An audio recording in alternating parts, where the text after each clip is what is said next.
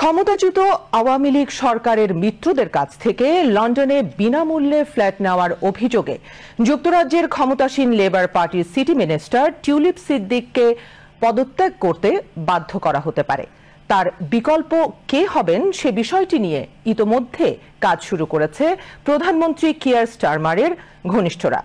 যুক্তরাজ্যের সংবাদ মাধ্যম দ্য টাইমসের প্রতিবেদনে প্রধানমন্ত্রী স্টারমারের ঘনিষ্ঠদের বরাত দিয়ে এই তথ্য জানানো হয়।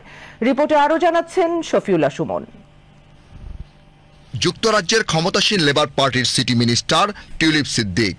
যুক্তরাজ্যের দুর্নীতি বিরোধী নীতি প্রণয়ন ও বাস্তবায়নের দায়িত্বে থাকা টিউলিপ নিজেই জড়ালেন দুর্নীতিতে।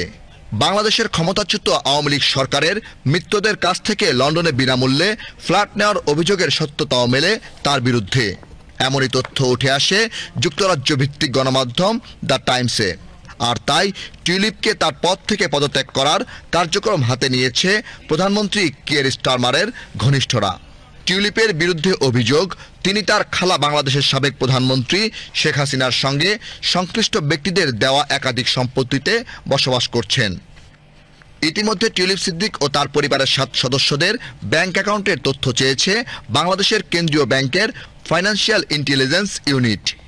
পাশাপাশি রুশ অর্থায়নে রূপপুর পারমাণবিক বিদ্যুৎ কেন্দ্র নির্মাণ চুক্তিতে দুর্নীতির অভিযোগে টিউলিপ সিদ্দিকের বিরুদ্ধে তদন্ত চালাচ্ছে দুর্নীতি দমন commission Dudok. Shafiullah Sumon, international desk, BTV news.